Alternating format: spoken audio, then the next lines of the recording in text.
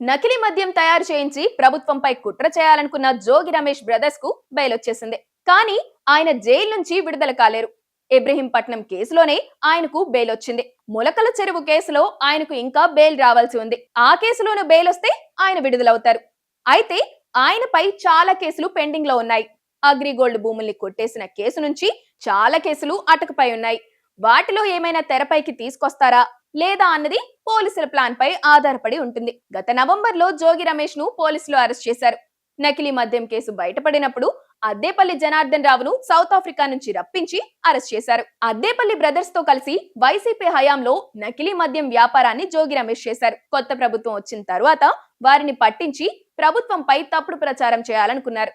కానీ దొరికిపోయారు. తనను బలి చేయాలని జోగి రమేష్ ప్రయత్నిస్తున్నట్లు గుర్తించి అద్దేపల్లి పూర్తిగా నిజ నిజాలు బయట పెట్టేశారు.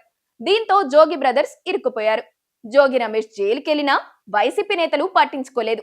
మొదటి 2-3 రోజులు పరామర్శించారు, కానీ ఆ తర్వాత మర్చిపోయారు. కోర్టుకు తీసుకొచ్చినప్పుడు కూడా ఆయన కోసం ఎవరు వచ్చేవారు కాదు.